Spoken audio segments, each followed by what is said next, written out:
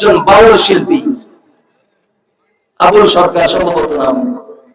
এই বাউল শিল্পী আল্লাহ সম্পর্কে কটূক্তি করেছে যে আল্লাহ কি কয় ঘোড়ার ডিম কিছু বুঝি না, আল্লাহর কথার আগা মাথা কিছু নাই, তার বক্তার জবানের ভাষা এরকম, আল্লাহর কথা হোগা মাথা কিছু নেই। বলেন না নাউজুবিল্লাহ? বলে আল্লাহ কথা মুখ দিয়ে বলে না, পিছনের রাস্তা দিয়ে বলে, এরকম কিছু বলি না। এই জঘন্য উক্তি সে ব্যক্ত করেছে, আল্লাহকে নিয়ে কটূক্তি করেছে, আল্লাহর কথা নাকি পিছনের রাস্তা দিয়ে কথা বলার মতন। মুহতারাম হাজিরিন, যার কারণে তাওহীদি জনতা তার বিরুদ্ধে যখন হুঙ্কার ছাড়লো, তাকে গ্রেফতারের দাবি করলো, তখন তাকে গ্রেফতার করা হয়েছে। মুহতারাম হাজিরিন, তারই পরিপ্রেক্ষিতে বর্তমান আমার দেশের অনেক নেতা কর্মীরা, অনেক দেশের সুশীল সমাজের ব্যক্তিবর্গরা, নাস্তিক কুলাঙ্গাররা তার পক্ষে সাফাই গাচ্ছে, তার পক্ষে আন্দোলন করছে, তাকে নিঃশর্ত মুক্তি দিতে চায়। আমরা পরিষ্কার বলতে চাই, যারা আল্লাহর বিরুদ্ধে বক্তব্য প্রদান করবে তারা আল্লাহর দুশমন, রাসূলের দুশমন, দ্বীনের দুশমন। এদের পক্ষপাতিত্ব যারা করবে আল্লাহর জমিনে তাদের বেঁচে থাকার কোনো অধিকার নাই। মুহতারাম হাজিরিন, এটাকে তারা বলতে চায় বাক স্বাধীনতা। কি বলে? আল্লাহর বিরুদ্ধে যখন কথা বলে নাস্তিকরা বলে বাক স্বাধীনতা, রাসূলের বিরুদ্ধে যখন বলে তখন বলে বাক স্বাধীনতা, কোরআনের বিরুদ্ধে বলে তখন বলে বাক স্বাধীনতা।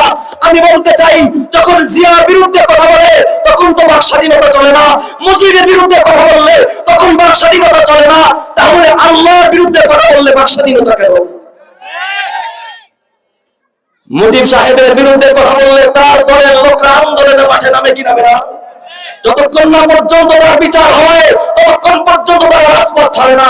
জিয়ার বিরুদ্ধে কথা বললে তার সৈনিকেরা তাকে ছাড়ে না, তার আন্দোলন করতেই থাকে যতক্ষণ না পর্যন্ত তাকে ফাঁসির কাস্টে ঝুলানো হয়। ঠিক তদ্রুপভাবে আমরা বলি, আমরা হিজবুল্লাহ, আল্লাহর দল, আল্লাহর সৈনিক। আল্লাহর বিরুদ্ধে যে কথা বলবে আমরা তার জিহ্বা টেনে ছেড়ে দেব। সুতরাং মুহতারাম হাজিরিন, পরিষ্কার জানাই দিতে চাই, এই বাউল শিল্পীর পক্ষপাতিত্ব যারা করবে, যেই দলের হোক না কেন, আগামী সংসদ নির্বাচন আসছে, তোমরা যদি আল্লাহর বিপক্ষে যাও, আল্লাহর জমিনে তোমাদের ক্ষমতা থাকার চিন্তা ভাবনা করা লাগবে না। মুহতারাম হাজিরিন, আল্লাহ আমার একার না, আপনাদের সবার। আল্লাহ যেহেতু আমাদের সবার না, আওয়ামী লীগের, বিএনপির না, সবার।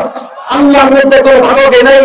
বিএনপিরও আল্লাহ এক, জামাতের আল্লাহ এক, সর্বদাই আল্লাহ এক, আওয়ামী লীগের আল্লাহ এক, আমার আব্দুল্লাহ আল্লাহ এক, আপনার আল্লাহ এক। সুতরাং আল্লাহর বিরুদ্ধে যে কথা বলবে তাকে কোনো ছাড় নেই, আল্লাহর জমিনে তাকে ছাড় দেওয়া হবে না।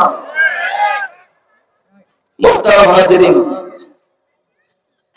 আজীব অবস্থা। এই বাউলের পক্ষে অনেকেই মায়া কান্না আরম্ভ শুরু করে দিয়েছেন। বাউলকে কেন গ্রেফতার করা হলো, তাকে কেন বিচারের কাস্টে ঝুলাবে?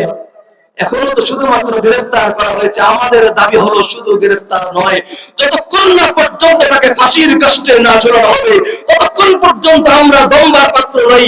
আমাদের আন্দোলন বন্ধ হবে না, অব্যাহত থাকবে। আল্লাহর জমিনে এই ধরনের মুরতাদের কোনো বেঁচে থাকার অধিকার নেই।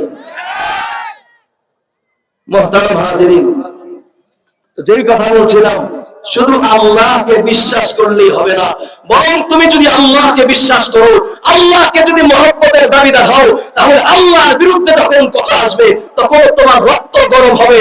তাহলে তুমি আল্লাহকে মহব্বত করো। আর যদি আল্লাহর বিরুদ্ধে কোনো স্লোগান দেয়, আল্লাহর বিরুদ্ধে কেউ কথা বলে, তোমার রক্তের মধ্যে যদি আগুন না উঠে, মনে করতে হবে তোমার ভিতরে রক্ত নামক পানি প্রবাহিত হচ্ছে।